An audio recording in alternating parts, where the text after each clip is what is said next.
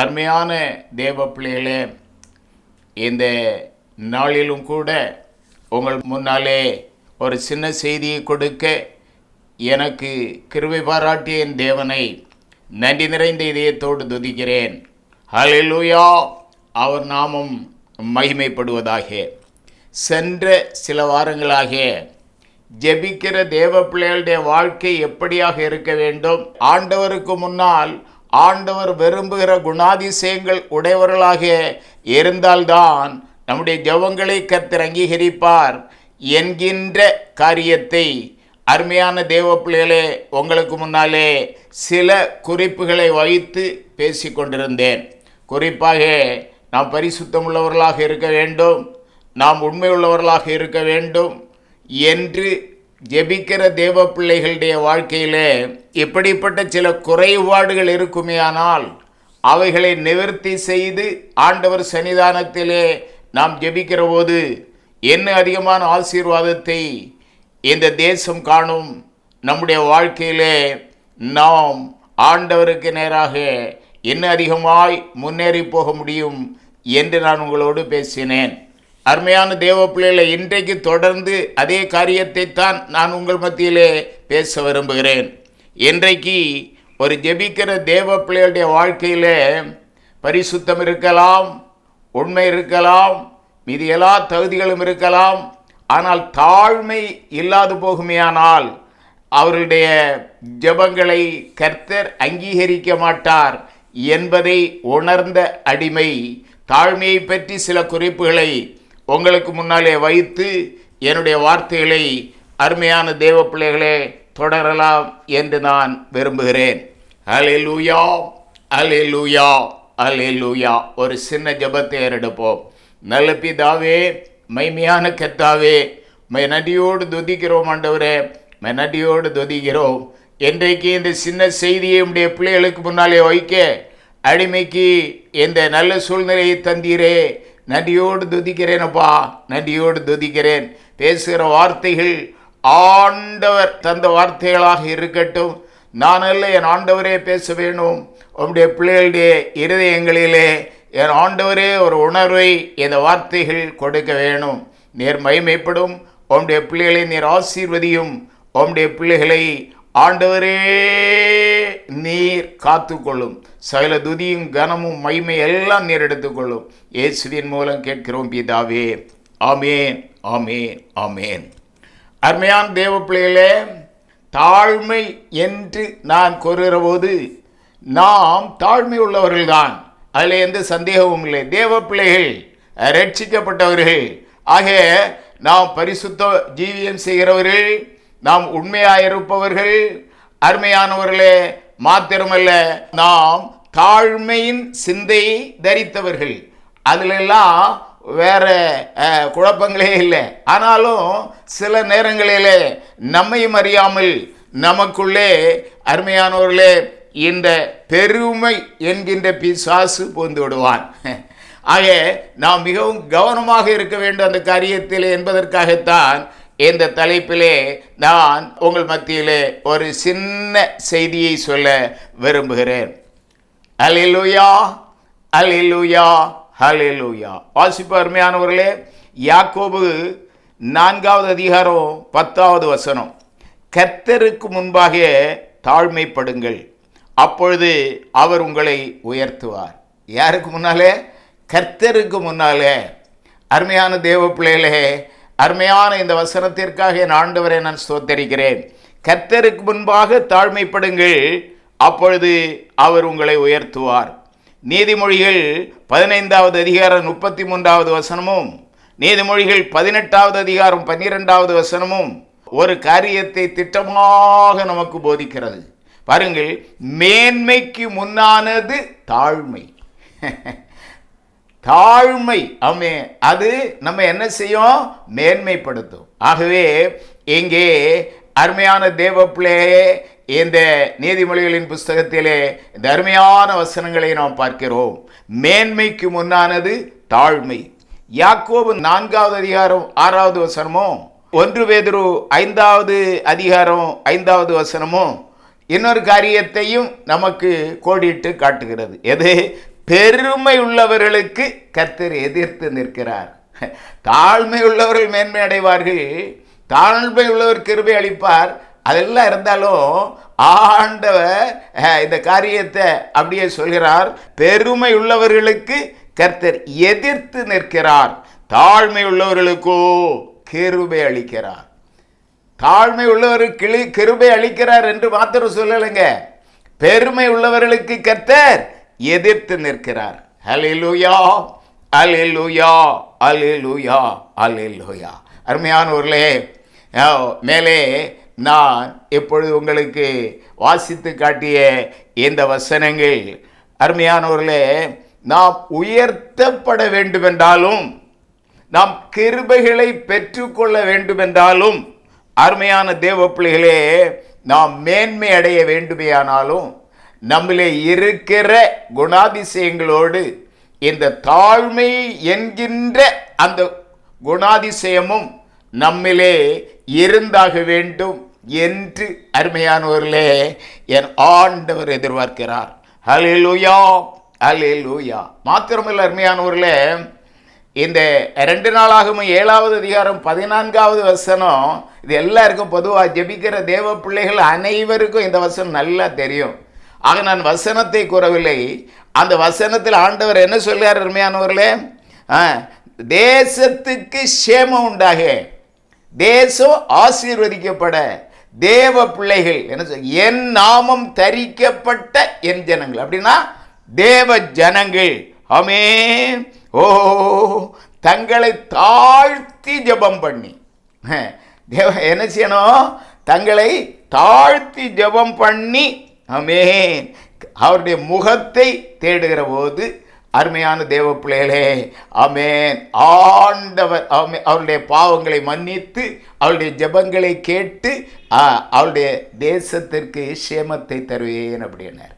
அப்படின்னா ஜெபிக்கிற தேவ பிள்ளைகளாகிய நாம், ஆமென், ஆண்டவர் என்ன சொல்லியிருக்காரு இதில்? மற்றவங்க பொதுவான வார்த்தை இல்லை இது, என் நாமம் தரிக்கப்பட்ட என் ஜனங்கள், ஆமென். எதற்காக? தேசத்தின் சேமத்திற்காக, தேசத்தின் ஆசீர்வாதத்திற்காக, தேசத்திலே ஒரு எழுப்புதல் உருவாக வேண்டும் என்பதற்காக ஜெபிக்கிற போது என்ன செய்ய வேணுமா? தங்களை தாழ்த்த வேணும், தங்களை தாழ்த்த வேணும். அருமையான தேவ பிள்ளைகளே, நான் உங்களுக்கு சின்ன பிள்ளைகளுக்கு பேசுகிற போல பேசுகிறேன் அப்படின்னு நினைக்க வேண்டிய அவசியம் இல்லை. அருமையானவர்களே, நாம் எல்லாம் சரியாக தான் இருப்போம். சில நேரங்களில் சில காரியங்களிலே ஆமென் நம்மையும் அறியாமல் பொல்லாத பிசாசானவன் ஆமென் நம்முடைய ஜெப வாழ்க்கையை, நம்முடைய ஆவிக்குரிய வாழ்க்கையை, நம்முடைய பரிசுத்த வாழ்க்கையை அருமையானவர்களை கெடுத்து போடுவான். ஆக எப்பொழுதும் நாம் தாழ்மையை கடைபிடித்தவர்களாக, தாழ்மை உள்ளவர்களாக, தாழ்மையை அணிந்து கொண்டவர்களாக, தாழ்மையை தரித்து கொண்டவர்களாக நம்முடைய வாழ்க்கை இருந்தாக வேண்டும். அருமையானவர்களே, இந்த காரியங்களை நான் உங்களோடு பேசுகிற போது என்னுடைய வாழ்க்கையில் நடந்த ஒரு நிகழ்ச்சி எனக்கு நினைவுக்குள்ளே வருகிறது. இந்த செய்தியை நான் ஆயத்தப்படுத்துகிற போது ஆண்டவரே சில குறிப்புகளை சொல்வதற்கு இந்த காரியம் தடையாக இருக்குமே, நேரம் போயிடுமே ஆண்டவரே, ஆக இதை நான் சொல்ல வேண்டாம் என்று நினைக்கிறேன் என்று நான் ஆண்டவரோடு அருமையான தேவ பிள்ளைகளை சொன்னபோதும் ஆண்டவர் என்னை பாரப்படுத்தினார். இந்த காரியத்தை தேவ பிள்ளைகளுக்கு முன்னாலே நீ வைக்க வேண்டும் உடைய அனுபவத்தை என்று சொன்ன காரணத்தினாலே அருமையானவர்களே இந்த காரியத்தை உங்களுக்கு முன்னாலே வைக்கிறேன். பல வருடங்களுக்கு முன்னாலே நான் ரட்சிக்கப்பட்டு அருமையானவர்களே அதற்கு பின்னாலே ஊழியத்திற்கு ஒப்பு கொடுத்து வந்த அந்த நாட்களிலே எனக்கு நான் ஜெபிப்பது தான் என்னுடைய முக்கியமான வேலை. அப்படியாக ஒரு நாள் என்னுடைய ஜெப அறையிலே வந்து நான் ஜெபத்திற்காக முழங்கால் படிக்கிட்ட நேரத்தில் என்னுடைய இருதயத்திற்குள்ளே ஒரு உணர்வு உருவாயிற்று. எத்தனை காலமும் நான் தேவ பிள்ளையாக இருக்கிறேன், இப்பொழுது ஊழியத்திற்கு ஒப்பு கொடுத்திருக்கிறேன், ஆனாலும் விசேஷித்த கிருபைகள், வரங்கள், வல்லமைகள் ஒன்று என்னிடத்தில் இல்லையே.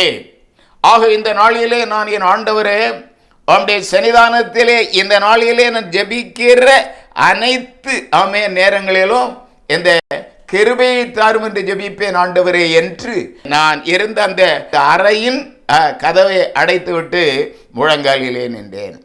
எதற்காக ஜெபிக்க வேண்டும்? கிருபை வேண்டும்.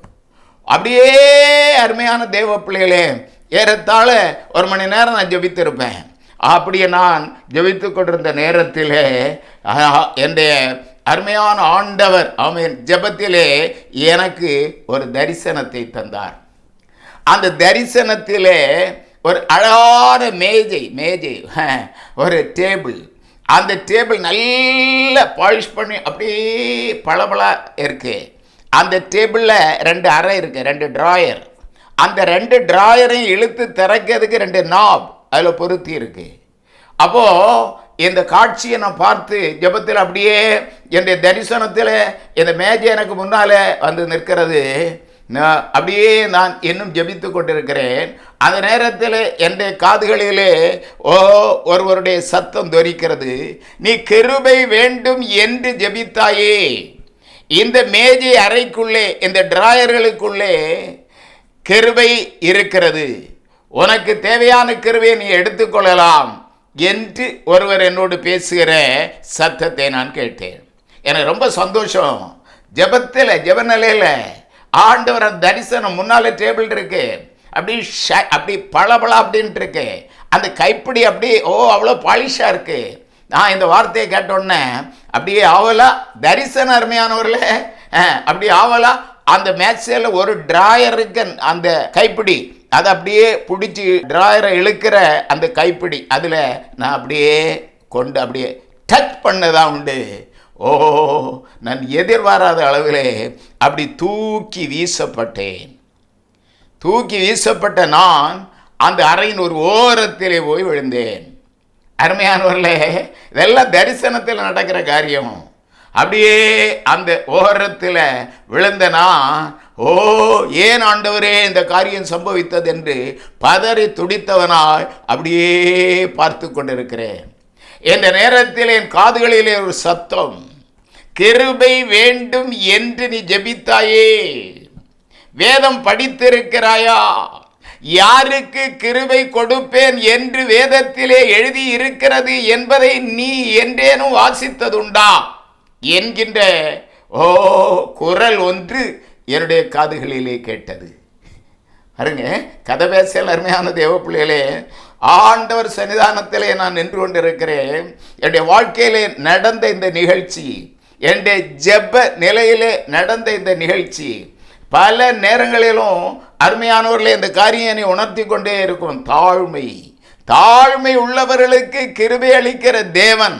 அருமையான தேவ பிள்ளைகளே, வேதம் வாசித்திருக்கிறாயா, யாருக்கு கிருபை கொடுப்பேன் என்று எழுதியிருக்கிறது என்பது உனக்கு தெரியுமா என்ற கேள்வியை என்னோடு ஆமேன் ஒருவர் ஆமேன் அருமையான தேவ பிள்ளைகளே கேட்டார். அப்படியே நான் இந்த வார்த்தையை கேட்ட உடனே அப்படியே கண்களை ஒழித்து அதுவரையில் நான் எங்கே இருக்கேன்னு எதுவும் தெரியாது, அருமையானவர்களை ஒழித்தேன். பாருங்க, அந்த நேரம் அருமையானவர்களே எனக்கு என் வாழ்க்கையில் மறக்க முடியாது ஒரு நேரமாக இன்றைக்கும் இருந்து கொண்டிருக்கிறது. பார்த்தீர்களா, வேதம் எவ்வளவு உண்மை உள்ளது என்பதை இந்த நேரத்திலே நான் புரிந்து கொண்டேன். வேதத்தில் எழுதியிருக்கிற அந்த வார்த்தை எவ்வளவு தூரமாக பிராக்டிக்கலாக ஆண்டவர் நம்முடைய வாழ்க்கையில் எதிர்பார்க்கிறார் என்பதை நான் அங்கே உணர்ந்து கொண்டேன். அருமையானவர்களே, ஹல்லேலூயா. என்னுடைய ஆண்டவருடைய வார்த்தைகள் உயிருள்ளவைகள் என்றும், அருமையான தேவ பிள்ளைகளே, அது காலத்தினாலே மாறாதவை என்றும் நான் அந்த நாளிலே தெளிவாக புரிந்து கொண்டேன். மாத்திரமல்ல, அருமையான தேவ பிள்ளைகளே, இந்த சங்கீதக்காரன் இந்த காரியங்களை புரிந்த காரணத்தினாலே தான் அவன் சங்கீதம் 119 112 கூறுகிறான், உம்முடைய நீதி நித்திய நீதி, உம்முடைய வேதம் சத்தியம். எப்படி? உம்முடைய நீதி நித்திய நீதி. மாத்திரம் நம்முடைய வேதம் பொய் ஒன்றும் எழுதி வைக்கல, அது சத்தியம், சத்திய வேதம். 119 சங்கீதம் 120 சொல்றான், உம்முடைய வசனம் சமூலமும் சத்தியம். எப்படி? சமூலமும் சத்தியம். உம்முடைய நீதி நியாயமெல்லாம் நித்தியம். உம்முடைய நீதி நியாயமெல்லாம் நித்தியம். ஆம், நாம் தேவ கிருபை பெற வேண்டுமேயானால், அருமையானவர்களே, வரங்களையும் வல்லமைகளையும் நாம் பெற்றுக்கொள்ள வேண்டுமேயானால், அருமையானவர்களே, நம்முடைய வாழ்க்கையிலே நாம் தாழ்மை உள்ளவர்களாக இருக்க வேணும். மாத்திரமல்ல, நம்முடைய ஜெபங்கள் தாழ்மை. ஆமென், ஆமென். ஆண்டவருக்கு முன்னாலே நம்மை தாழ்த்தி நம்முடைய விண்ணப்பங்களை ஆண்டவருக்கு முன்னாலே வைப்பதாக இருக்க வேண்டும். அருமையானவர்களே, அல்லேலூயா. தாழ்மை உள்ளவர்களுக்கு என் ஆண்டவர் கிருபை அளிக்கிறார். அடுத்த அருமையானவர்களே, தாழ்மை உள்ளவர்களுடைய விண்ணப்பங்களை கர்த்தர் அங்கீகரிக்கிறார். எப்படி? பெருமை உள்ளவர்களுடைய விண்ணப்பங்களை அல்ல, தாழ்மை உள்ளவர்களுடைய விண்ணப்பங்களை கர்த்தர் அங்கீகரிக்கிறார். வாசிப்பருமையானவர்களே, 1 சாமுவேலுடைய புஸ்தகம் 1 அதிகாரம் 15 17 வரை உள்ள வசனங்களை நான் உங்களுக்கு முன்னாலே வாசிக்கிறேன். அதற்கு அந்நாள் பிரதியுத்தரமாக, அப்படி அல்ல என் ஆண்டவனே, நான் மனக்லேசம் உள்ள ஸ்திரீ, நான் திராட்சரசமாகிலும் மதுவாகிலும் குடிக்கவில்லை. நான் கர்த்தருடைய சந்நிதியில் என் இருதயத்தை ஊற்றிவிட்டேன். உம்முடைய அடியாளை பேலியாளின் மகளாக எண்ணாதேயும். மிகுதியான விசாரத்தினாலும் கிளேசத்தினாலும் இந்நேரம் மட்டும் விண்ணப்பம் பண்ணினேன் என்றாள். அதற்கு ஏலி, சமாதானத்துடனே போ, நீ இஸ்ரவேலின் தேவனிடத்தில் கேட்ட உன் விண்ணப்பத்தின் படி அவர் உனக்கு கட்டளையிடுவாராக என்றான். ஆமென். பாருங்க, இந்த காரியம் உங்க எல்லாருக்கும் அருமையானவர்களே தெரிந்த காரியம். எப்படி? இஸ்ரவேல்ல இருக்கிற பிரதான ஆசாரியன் ஏலி. அந்த ஏலியினுடைய ஆமென் அந்த நாட்களிலே அன்னாள் என்கின்ற அந்த தேவ பிள்ளை சீலோவாவில் இருக்கிற தேவாலயத்திலே போய் தன்னுடைய ஆமென் நிந்தை நீங்க, தன்னுடைய விசனங்கள் மாற, தன்னுடைய ஆமென் பிரச்சனைகளுக்கு என் ஆண்டவர் ஒரு விடுதலையை கட்டளையிட அப்படியே போய் ஜெபிக்கிறாள். என்ன அவளுடைய பிரச்சனை? நீண்ட நாட்களாக அவள் எதிர்பார்த்தும் அவளுக்கு ஒரு பிள்ளை இல்லை. அவள் பிள்ளை இல்லாத ஒரு ஆமென் பெண்ணாக இருந்தாள். ஆக அவளுடைய சக்களத்தினாலே அவள் மிக அதிகமாக நெருக்கப்பட்டாள். எப்பக்கம் போனாலும் அவளுக்கு நிந்த. ஆமென். ஆக அவள் தாங்க முடியாத மன கிளேசத்தினாலே, மனவேதனையினாலே, சொல்ல முடியாத துக்கத்தினாலே நிறைந்து அந்த நாளிலே ஆண்டவர் சன்னிதானத்திலே போய் அப்படியே முழங்காலிலே நின்று மணிக்கணக்காக ஆமென் தன்னுடைய வேதனையை, தன்னுடைய விசனத்தை, தன்னுடைய பாரத்தை, தன்னுடைய துக்கத்தை, தன்னை மற்றவர்கள் அவமதிக்கிறதை ஆமென் அப்படியே ஆண்டவர் சன்னிதானத்திலே அப்படியே தன்னுடைய இருதயத்தை உடைத்து ஊற்றி அங்கே ஜெபித்துக் கொண்டிருந்தாள். அல்லேலூயா, அல்லேலூயா, அல்லேலூயா. அருமையான தேவ பிள்ளைகளே, இந்த காட்சியை அந்த ஆலயத்தின் ஒரு பகுதியிலே அப்படியே அந்த சாய்வு நாற்காலியிலே அமர்ந்திருந்து வயதான அந்த பிரதான ஆசாரியன் ஏலி பார்த்து கொண்டிருக்கிறார். அப்படி ஏலி சரியான கண் பார்வை இல்லாத மனுஷன், வேதத்தில் சொல்லியிருக்கு வயதான நாட்களில். ஏலி எப்படியா ஒரு அம்மா ஒரு பிள்ளை வந்து இங்கே ஜெபம் பண்ணிட்டு இருக்காளே, மணிக்கணக்கா அப்படியே இருந்துட்டு இருக்காளே, அவள் வாய் முணுமுணுக்கு இது கேட்குது, என்ன ஜெபிக்கிறான்னு வெளியே தெரியல அப்படின்ட்டு சிந்திச்சுட்டு அந்த அம்மாவை கூப்பிட்டு அப்படி கேட்குறான், அம்மா உன்னுடைய குடியை நீ உன்னை விட்டு விலக்க மாட்டாயா அப்படின்னு. எப்படி இருக்கு?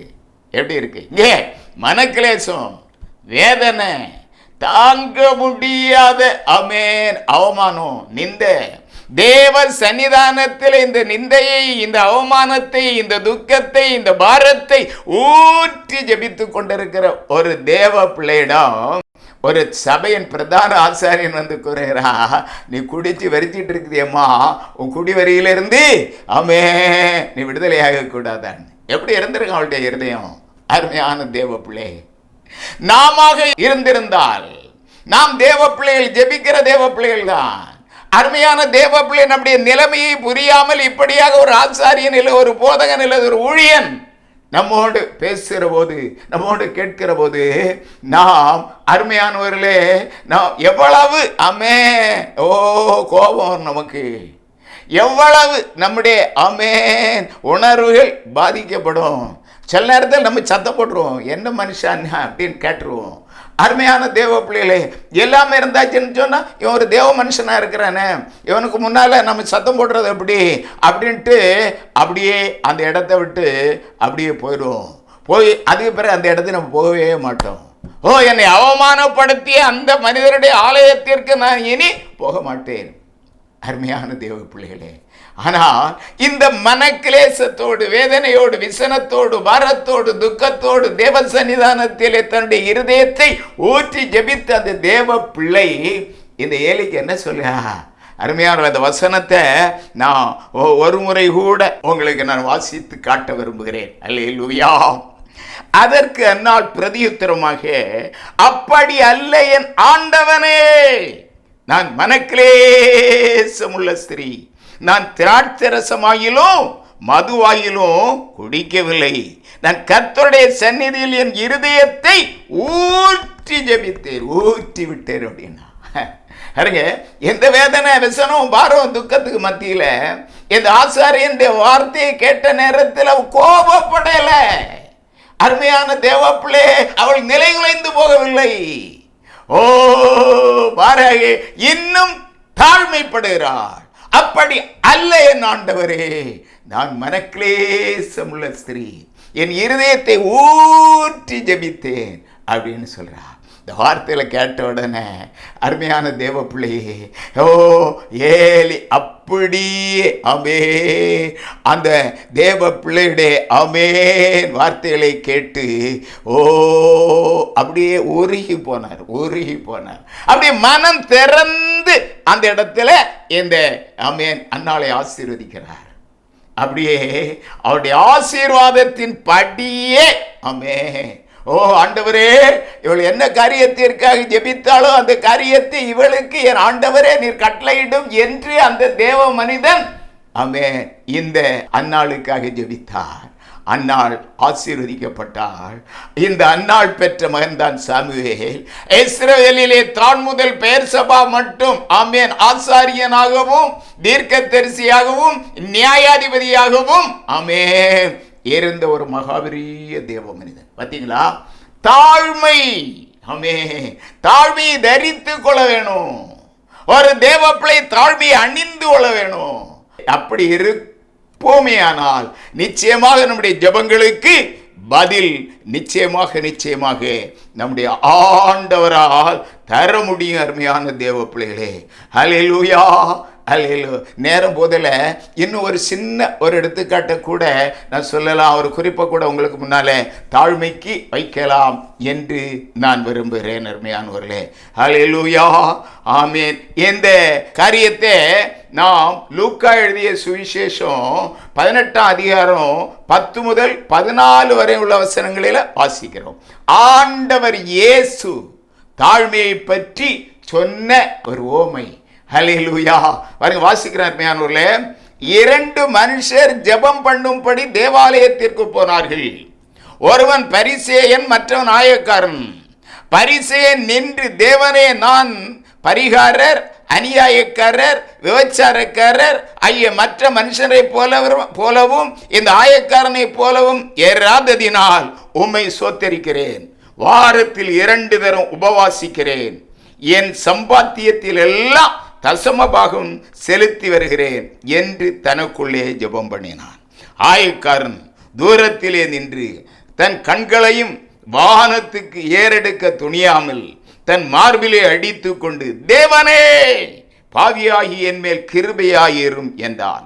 அவன் அல்ல, இவனே நீதிமானாக்கப்பட்டவனாய் தன் வீட்டிற்கு திருப்பி போனான் என்று உங்களுக்கு சொல்கிறேன்.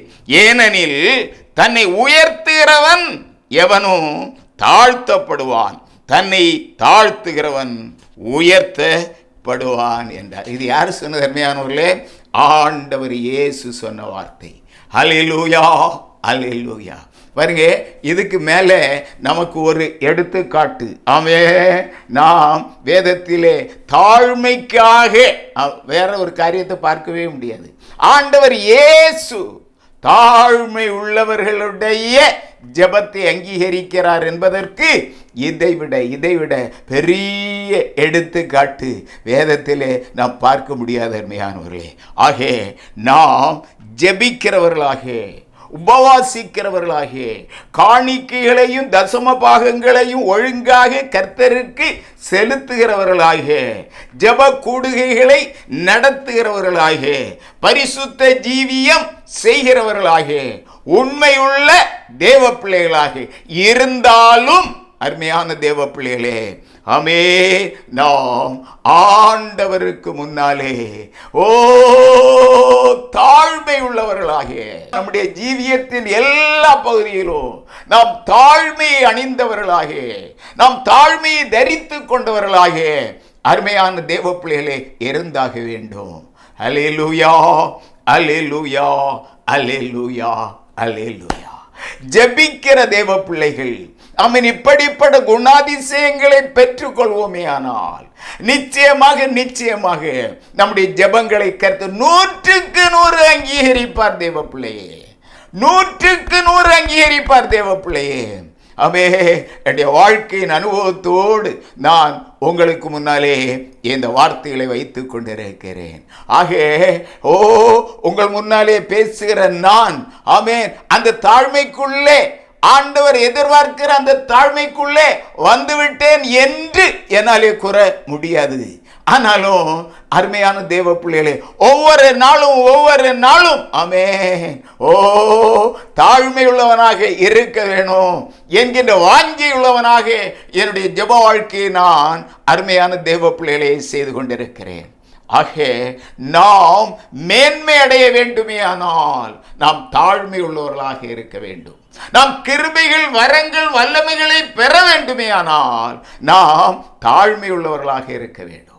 மாத்திரமல்ல தேவ பிள்ளையே, நம்முடைய ஜெபங்களை அங்கீகரித்து என் ஆண்டவர் இந்த தேசத்திலே ஒரு ஆசீர்வாதத்தை, ஒரு நன்மையை, ஆமென், ஒரு எழுப்புதலை கட்டளையிட வேண்டுமே ஆனால் நாம் தாழ்மை தரித்தவர்களாக, தாழ்மை அணிந்தவர்களாக இருந்தாக வேண்டும் என்பதை இந்த நேரத்தில் அருமையான தேவ பிள்ளைகளே ஆண்டவர் நம்மோடு பேசிக் கொண்டிருக்கிறார். அல்லேலூயா, அல்லேலூயா, அல்லேலூயா, அல்லேலூயா. அருமையான தேவ பிள்ளைகளே, பெரிய காரியங்கள் ஒண்ணுமே நான் பேசுறதில்ல. ஆமென், இதெல்லாம் சின்ன சின்ன காரியங்கள். ஒரு தேவ பிள்ளையால் கடைபிடிக்க முடியும் என்கின்ற நிலையிலே நான் இந்த சின்ன காரியங்களை என்னுடைய வாழ்க்கையின் அனுபவத்தோடு உங்களோடு பகிர்ந்து கொண்டிருக்கிறேன். இந்த நாட்களிலே ஜெபிக்கிற தேவ பிள்ளைகள் ஏராளம் உண்டு. ஜெப கூடுகைகளை நடத்துகிற தேவ பிள்ளைகள் ஏராளம் உண்டு. கர்த்தருக்காய் வல்லமையாய் ஆமென் ஊழியம் செய்ய வேண்டும் என்று எண்ணத்தோடு ஊழியம் செய்து கொண்டிருக்கிற தேவ பிள்ளைகள் ஏராளம் உண்டு. ஆனால் அவருடைய வாழ்க்கையிலே அவர்களையும் அறியாமல் இந்த பெருமை என்கின்ற பிசாசு அப்படியே அவருடைய இருதயத்தில் அடித்தளத்திலே அப்படியே படுத்துறோம். எங்க பாஸ்டர், நான் பாஸ்டர்னு சொல்றது என்னை இந்த அனுபவத்திற்கு நேராக கொண்டு வந்து வழிநடத்திய அருமையான தேவ மனுஷன் பாஸ்டர் என் தாமஸ். அவர் ஒரு தடவை ஒரு பிரசங்கத்தில் சொன்னார், அருமையான தேவ பிள்ளைகளே, பார்க்க எல்லாம் நல்லா தான் இருப்பீங்க, தேவ பிள்ளைகள் தான், பரிசுத்தவான்கள் தான், எல்லாம் நல்லா தான் இருப்பீங்க, அமைதியா இருப்பீங்க. எப்படி? பாம்பு நல்ல பாம்பு அப்படியே அமைதியா படுத்திருக்கும். அதை யாராவது ஒரு ஆள் அதுக்கு சரீரத்தில் ஏதோ ஒரு பகுதியில் லைட்டா டச் பண்ணா அப்படியே படத்தை எடுத்து அப்படியே ஆடும். இதே போலதான் இன்றைக்கு உள்ள பரிசுத்தவான்கள் தேவ பிள்ளைகள் இருக்கிறீர்கள். எல்லாம் அமைதிதான், எல்லாம் தாழ்மைதான், எல்லாம் கீழ்ப்படிதல் தான். ஆனால் நீங்கள் பாதிக்கப்படுகின்ற அளவிலே ஒரு சின்ன ஒரு தொடுதல் உருவாகிற நேரத்திலே உங்களுக்கு உள்ளே படுத்து கிடக்கிற அந்த பெருமை என்கின்ற பிசாசு அப்படின்னு வெளியே வரும் அப்படின்னு பேசினார். அருமையானவர்களே, அந்த வார்த்தை இந்த நேரத்தில் நினைவுக்கு வந்ததால் ஆமென், அந்த தேவ மனிதனையும் ஆமென் இந்த நேரத்தில் நான் நினைக்கிறேன். அருமையானவர்களே, என்னை ஆமென் ஒரு தேவ மனிதனாக, ஒரு ஊழியக்காரனாக உருவாக அந்த தேவ மனிதன் காரணமாக இருந்தார். அவருடைய பிரசங்கங்கள் ஆமென் அடிக்கடி எனக்கு ஞாபகம் வரும். ஆக இந்த நாளிலே இந்த வார்த்தையை சொல்ல ஆண்டவர் கிருபை பாராட்டினார். அருமையான தேவ பிள்ளைகளே, நாம் தாழ்மை உள்ளவர்களாக இருக்க வேண்டும். நாம் தாழ்மையை தரித்து கொள்ள வேண்டும். நாம் தாழ்மையை அணிந்து கொள்ள வேண்டும். நம்மை கொண்டு கர்த்தர் பெரிய காரியங்களை செய்வார். ஜெபம் பண்ணுவோமா? நல்ல பிதாவே, மகிமையான கர்த்தாவே, நன்றியோடு துதிக்கிறேன். உம்முடைய பிள்ளைகளுக்கு முன்னாலே ஆண்டவரே, தாழ்மையை பற்றி பேச கர்த்தர் கிருபை பாராட்டினீர். நன்றி ஆண்டவரே. நான் எப்படி பேசினேன் அடிமைக்கு தெரியாது. ஆண்டவரே, இந்த வார்த்தைகள் பயனுள்ள வார்த்தைகளாக ஆண்டவரே தேவ பிள்ளைகளுக்கு ஆண்டவரே நீர் மாற்றும். தேசத்தின் சூழ்நிலைகளை கர்த்தர் அறிகிறீர். என் ஆண்டவரே, இந்த நாட்களிலே தேசம் ஆமென் ஒரு தேர்தலை சந்திக்க போகிறது. இந்த தேர்தலிலே கர்த்தர் மகிமைப்பட வேணும் ஆண்டவரே. இயேசுவே, மதவாத சக்திகளுடைய ஆண்டவரே தேவரே, அப்பா பிதாவே, திட்டங்கள் தோல்வியடைய வேண்டும். கர்த்தர் மகிமைப்பட வேண்டும். தேசத்து ஜனங்கள் தங்களுடைய ஜனநாயக கடமைகளை ஒழுங்காக நிறைவேற்ற வேண்டும். பெரிய காரியங்களை செய்யும். தேசம் இயேசுவை காணட்டும். சகல துதியும் கனமும் மகிமை எல்லாம் நீர் எடுத்துக்கொள்ளும். இயேசுவின் மூலம் கேட்கிறோம் பிதாவே. ஆமென், ஆமென்.